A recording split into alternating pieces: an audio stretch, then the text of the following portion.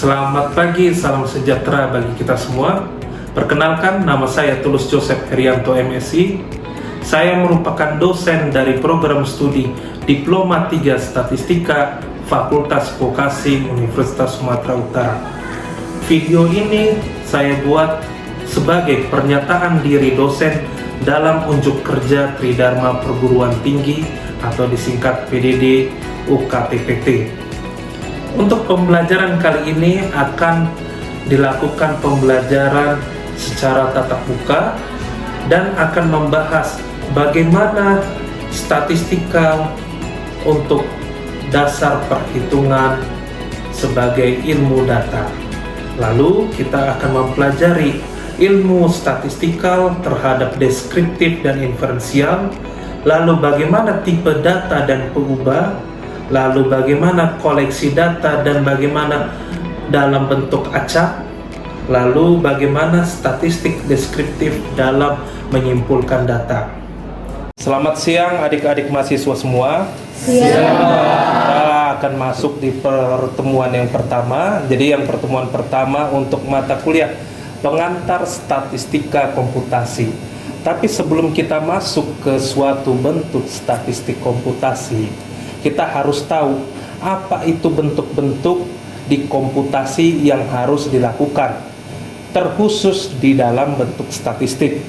Jadi kita akan mengenal dulu apa itu dari ilmu statistik, apa saja yang diperlukan sebelum masuk ke dalam bentuk komputasi.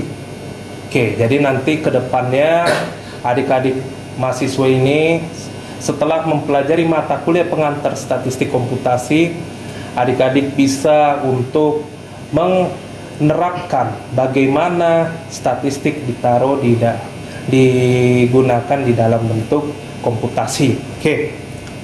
Jadi masuk dulu kita di awal, bahwasannya kita tahu dalam bentuk ilmu statistik ada namanya, kita katakan ada bentuk deskripsi, ada bentuk kesimpulan. Oke, jadi jangan bingung dulu untuk adik-adik bagaimana deskripsi, bagaimana kesimpulan. Untuk deskripsi nanti akan saya jelaskan dan juga bagaimana untuk kesimpulan. Nah, Pak, ini udah sering kayaknya kami gunakan. Sudah. Itu dia. Tapi bagaimana cara menerapkannya di dalam komputasi? Jadi kalian di sini belajar bagaimana supaya orang juga mengerti apa yang kalian kerjakan. Pertama yang harus kita pelajari, apa itu statistik?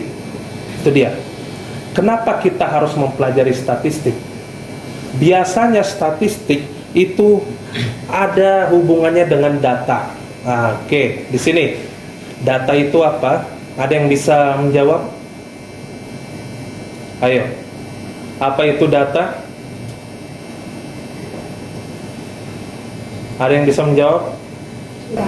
Oke. Kumpulan dari beberapa data. Oke, mantap. Jadi kita harus tahu bahwasannya data itu adalah kumpulan dari beberapa datum. Datum itu adalah bentuk tunggal dari data. Ya, jadi kita harus tahu. Jadi jangan sembarangan. Kalau dikatakan data, nggak mungkin satu. Data itu banyak kumpulan dari beberapa datum, beberapa survei. Itu dia. Beberapa kuesioner itu data dari kumpulannya. Oke, dari bentuk-bentuk itu barulah bisa kita lakukan namanya bentuk statistika. Nah, kita akan mempelajari ilmu statistiknya. Oke. Jadi kita pertama kita harus mengerti apa itu ilmu statistik. Nah, kan rata-rata kalau misalnya adik-adik pada zaman sekarang yang kalian tahu data science, ya kan? Apa itu data science? Data science itu ilmu data. Ternyata ada statistical science, ilmu perhitungan statistik. Jadi statistik itu, statistikal itu untuk perhitungannya. Jadi kalau kita katakan di sini ilmu dari bentuk dari statistikal, yaitu bagaimana kita menerapkan metode yang sudah ada, oke? Lalu bagaimana kita mengumpulkannya, lalu kita analisis, dan bagaimana kita menginterpretasikannya. Oke, bagaimana cara kita menampilkannya? Oke, adik-adik di sini ada yang tahu bagaimana cara menampilkan data? Coba ada yang bisa memberi jawaban? Oke, ada yang bisa menjawab? Bagaimana cara menampilkan data itu? Oke, Saya Pak, ya silakan. data ditampilkan sebagai diagram seperti diagram datang Pak sama grafik. Grafik, mantap.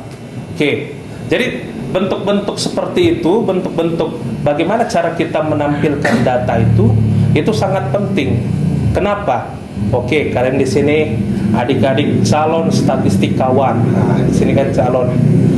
Andaikan kalian nanti bekerja, bisa jadi kalian itu tidak mengerti, orang-orang yang di atas kalian itu tidak mengerti apa hasil kerja kalian.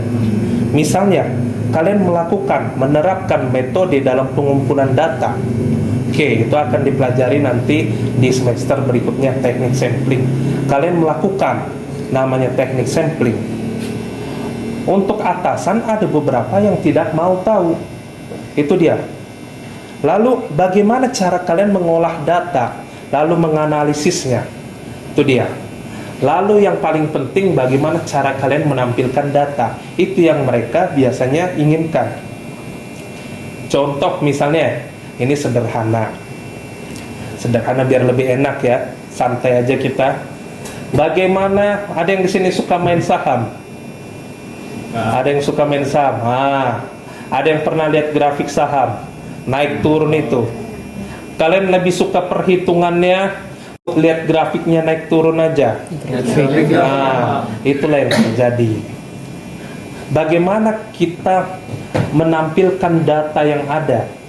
Padahal kan aslinya kalau kita lihat di saham itu ada berapa ribu lot ya, ada berapa juta lot termainkan, ada yang dibeli, ada yang dijual. Lalu bagaimana cara dia diproses untuk menjadi dana yang lebih atau dana yang kurang, atau jadi tambah minus. Nah, itu kan kalian nggak mau tahu kan? Yang kalian mau tahu apakah dia naik atau turun, kan begitu. Nah, itulah yang terjadi. Makanya kita harus mengenal apa itu ilmu statistika. Oke. Yang pertama, di sini kita harus mengerti apa itu ada desain, ada bentuk dari statistik deskriptif, ada bentuk dari statistik inferensial. Biasanya di sini, saya jelaskan sedikit dulu.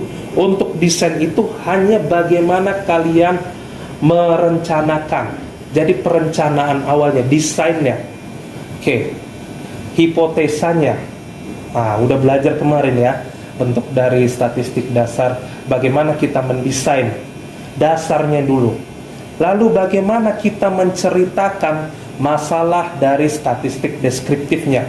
Bagaimana cara kita, saya bilang ya, mendeskripsikannya. Kita buat misalnya data dari BPS adalah sekian. Kalian buat di dalam bentuk deskripsi. Lalu bagaimana kalian menarik kesimpulan dari statistik deskriptif? Pasti kalian melakukan namanya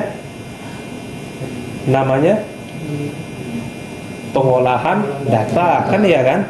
Nah, dari pengolahan data kalian akan menampilkan data tersebut yang tadi kita jelaskan, menginterpretasikannya. Lalu bagaimana kita menarik kesimpulan dari statistik inferensialnya? Itu dia. Jadi itu harus menjadi salah satu bentuk 3 kesatuan. Dari apa? Dari bentuk perhitungan statistik. Jadi kita harus mengerti itu kesatuan semua. Pak, mirip data science. Memang mirip, itu dia. Tapi kita lebih fokus ke dalam ilmu statistik. Kalau kita katakan data science, itu ada hubungannya dengan ilmu bisnis, komputasi, dan matematika. Kalau kita lebih fokus di matematika dan komputasi dan permasalahan yang berbasis statistik, itu dia ya. Jadi kita kunci, jangan yang lain-lain kita pikirkan. Ini tadi sudah saya jelaskan. Jadi di sini dijelaskan bahwasannya untuk statistik deskriptif dan statistik inferensial adalah dua tipe metode dalam menganalisis data. Nah, biasanya, kalau kita mau main cepat, kita hanya menggunakan statistik deskriptif. Omong-omong, kita buat datanya, grafiknya atau tabelnya, terserah kita. Jadilah itu, kan gitu. Beda dengan bentuk inferensial, harus kita cari dulu bentuk-bentuk yang lainnya, apakah cocok atau tidak. Oke. Lalu berikutnya kita harus mengerti populasi dan sampel. Oke. Populasi, ada yang bisa menjawab? Apa itu populasi?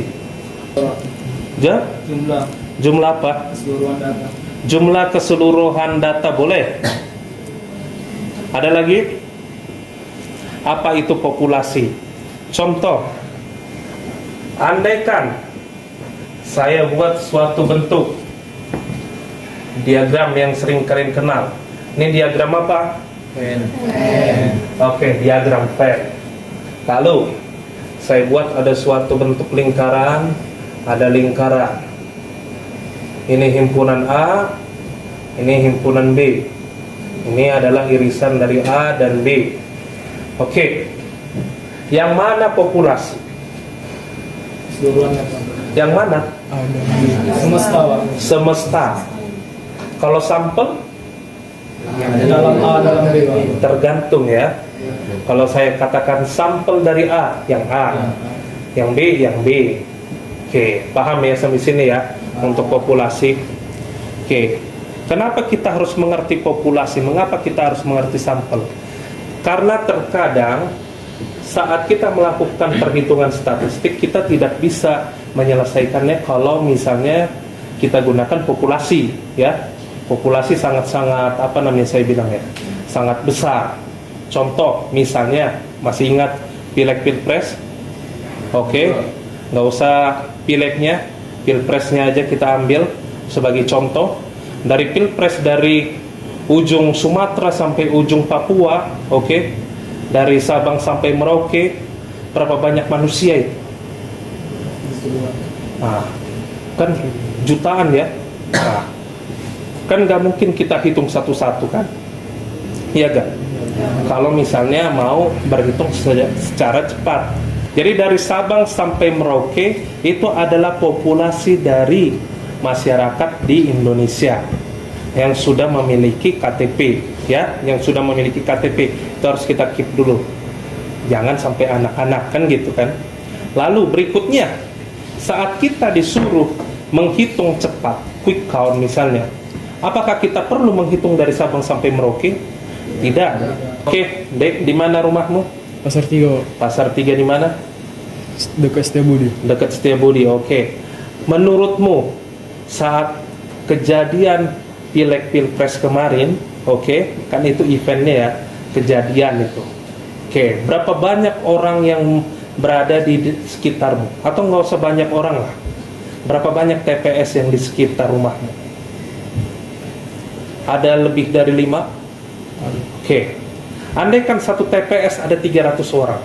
300 kali 5, 1.500. Itu masih hitungan kasarnya. Menurut kalian, bisakah kita atau kalian mensurvei 1.500 itu dalam waktu cepat? Tidak, kan nggak mungkin kan? Apa yang harus kita lakukan?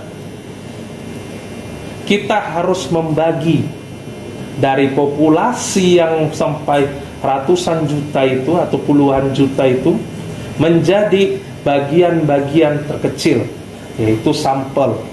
Sudah belajar ya?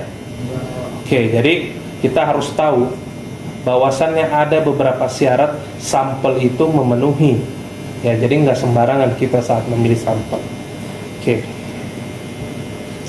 Lalu ada lagi namanya untuk parameter. Kalau parameter itu dikatakan dari beberapa keterangan secara numerik dari populasi, itu parameter. Jadi kalau misalnya kalian ingat waktu kemarin debat-debat, apa parameternya? Nah, kan sering kan orang-orang parameternya yang kalian ingat 0 sampai 10 misalnya. Enggak. bukan maksudnya parameter itu skala, beda ya. Parameter di sini adalah kesimpulan secara numerik terhadap populasi.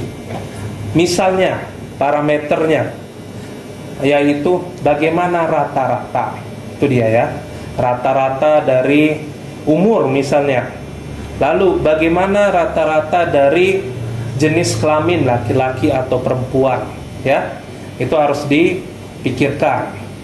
Itu bagaimana parameternya. Lalu apalagi parameternya? Misalnya orang sering bilang kayak gini, Medan adalah barometer dari Sumatera Utara. Sering dengar kayak gitu? Sering ya? Apa maksudnya? Yang menjadi acuan. Jadi perhitungan atau perwakilan dari Sumatera Utara adalah Medan. Itu katanya. Itu katanya ya. Sesuaikah dengan parameternya? Itu yang menjadi ilmu statistik yang harus kalian pelajari. Masih dasar ya kita ya. Oke. Jadi bentuknya untuk dari suatu populasi harus berdasarkan bentuk yang aktual. Itu harus kalian ingat. Jadi kalau populasi itu ada nilainya, ada bentuknya, ada barangnya, nggak sembarangan. Nah, jangan kalian bilang kayak gini, populasi dari oksigen di ruangan ini, misalnya kan gitu. Bisakah kalian menghitung atau melihat populasi dari oksigen? Tidak. Nah, tidak. Bagaimana sampel oksigen? Kalian hirup pula kan? Nah, kan tidak seperti itu. Jadi bentuk-bentuk yang tidak terlihat itu bukan dalam bentuk populasi. Jadi populasi yang bisa dihitung, jumlah mahasiswa USU, jumlah mahasiswa D3 Statistika USU, itu dia. Untuk sampelnya misalnya, untuk sampel adalah Stambuk 2022, Stambuk 2023, Stambuk dari 2021. Itu adalah bentuk-bentuk dari yang dikatakan sampel, dan itu bersifat aktual, jadi bisa dilihat, bisa dihitung ya. Oke, paham ya sampai sini? Oke, berikutnya kita akan mempelajari apa itu tipe data dan apa itu peubah variabel. Variabel itu bisa peubah ya bahasa Indonesianya. Oke, biasanya tipe data itu sangat berpengaruh di komputasi, nggak sembarangan. Contoh misalnya angka. Kalau angka saja sudah banyak, bersifat ada yang koma, ada yang pangkat ya, oke. Ada yang bentuk bilangan bulat, ada bilangan kompleks, oke. Itu harus kalian ingat. Itu bentuk-bentuk dari tipe data. Oke, apalagi yang bentuk tipe data? Bentuk tipe data adalah bentuk dari, kita katakan bentuk dari suatu untuk kata-kata misalnya, oke, itu dikatakan string. Bisa juga bukan kata-kata, bisa kalimat. Kalau hanya kata biasanya hanya satu petik. Kalau sudah sampai banyak nanti dalam bentuk kalimat, itu sudah kita bikin dalam bentuk 2 petik. Gitu dia ya. Jadi itu bentuk dari data, dan itu biasanya ada hubungannya dengan pemrograman yang akan kita gunakan. Pemrograman yang akan kita gunakan adalah pemrograman R. Jadi saya harap nanti setelah kita katakan pertemuan ketiga, pertemuan keempat, kalian akan menggunakan pemrograman R. Oke, silahkan download, gratis, tidak berbayar. Oke, ini adalah contoh dari bentuk dari program R. Bisa kalian perhatikan di sini bahwasannya ada dari subjek itu orang keberapa, orang ke-1 sampai ke-12, gendernya 0 dan 1. 0 itu melambangkan perempuan, 1 itu laki-laki. Lalu ada umurnya, lalu bagaimana untuk apa kegiatan-kegiatan mereka, dan beberapa hasil dari survei yang dilakukan. Oke, jadi ternyata bentuk survei itu bisa kita unggah atau kita input di dalam bentuk pemrograman R. Jadi nggak sembarangan. Itu dia. Berikutnya yang akan kita pelajari peubah. Biasanya peubah ini bisa membuat suatu fungsi jadi kita bilang menghasilkan suatu model ya terhadap variabel-variabel. Ada variabel yang terikat, ada variabel yang bebas ya. Biasanya untuk variabel bebas bersifat kita bilang terbuka ya, mau berapapun jadi. Beda dengan variabel terikat, tergantung dengan bentuk dari variabel bebasnya. Oke. Dari sini kita harus mengerti dulu bentuk dari peubah. Peubah ada bentuk dari kuantitatif, ada dari bentuk kategori. Oke. Apa itu peubah atau variabel kuantitatif? Ada yang bisa memberikan masukan? Contoh? Saya, Pak. Oke, silakan. Variabel kuantitatif itu adalah variabel yang memiliki nilai numerik. Oke, contohnya? Misalkan berat badan, Tinggi badan, apalagi? jumlah penghasilan, Jumlah penghasilan boleh juga. Terus umur umur. dan sebagainya ya. Jadi bisa mengerti ya bagaimana untuk variabel kuantitatif. Lalu bagaimana untuk variabel kategori? Ayo. Contohnya kayak misalnya single Pak, menikah. Oke, itu contohnya maksudnya kayak mana? Single, Dia menikah, dikategorikan Pak. dikategorikan. Oke. Jenis kelamin, begitu ya. Pekerjaan. Pekerjaan bisa bersifat kuantitatif, bisa bersifat kategori, terserah. Oke. Jadi itu harus ada di kalian buat. Jadi bagaimana nanti Pak dalam menghitungnya? Itu ada dalam bentuk analisis nanti ke depannya. Oke. Bisa secara komputasi bisa. Tapi kita nanti fokusnya lebih ke arah bentuk yang kuantitatif dulu. Karena untuk peubah kategori kalian akan mempelajarinya di semester berikutnya. Oke. Sebelum kita akhiri, baiknya bagaimana kalian mengevaluasi dulu. Oke. Jadi saya mohon kira-kira ada dari adik-adik yang kurang mengerti, silakan bertanya. Ada pertanyaan? Saya, Pak. Oke, silakan. Bagaimana cara menerapkan komputasi kualitatif di ERPA? Oke. Ada lagi? Langsung? Oke. Kan perhitungan statistik komputasi, bukankah lebih baik menggunakan populasi ya daripada sampel? Oke, mantap. Jadi ada lagi? Atau cukup dulu? Cukup. Oke. Mantap pertanyaannya. Jadi untuk yang pertanyaan pertama, bagaimana menerapkan bentuk kualitatif di dalam R? Jadi gitu ya. R itu adalah suatu bentuk pemrograman. Jadi kita tergantung ya. Apakah kita mau menghitungnya atau membuatnya sebagai hasil? Kalau membuatnya sebagai hasil, cukup kita mainkan di dalam tipe datanya. Tipe datanya string. Oke. Karakter. Jadi cukup itu. Tapi bentuk kualitatif ini kan biasanya kita hitung ya. Nah, kan gitu. Ada misalnya yang bersifat baik sampai buruk,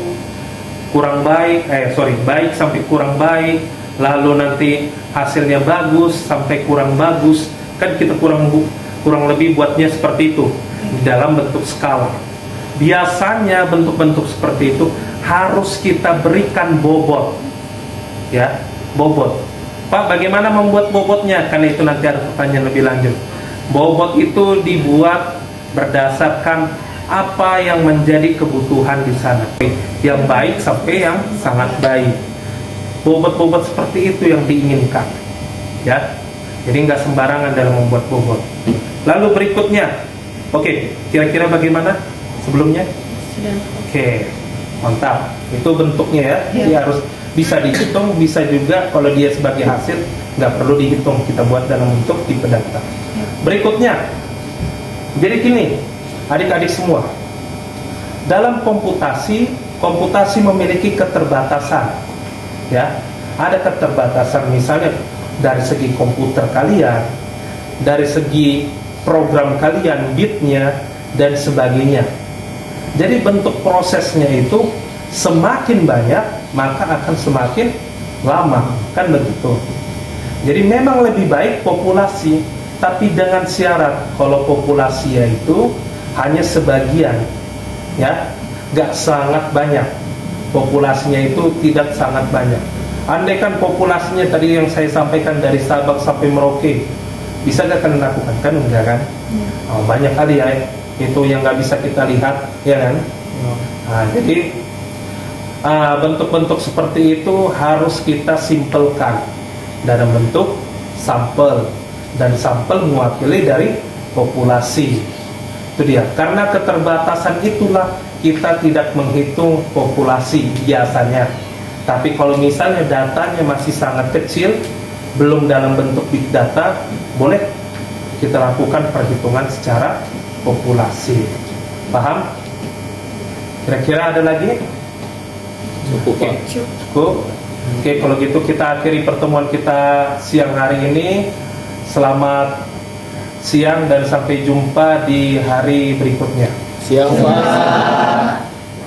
Thank you. Terima kasih telah menyaksikan video yang saya buat. Dengan ini berakhirlah video pernyataan diri dosen dalam unjuk kerja Tridharma Perguruan Tinggi untuk bidang pengajaran. Sampai jumpa.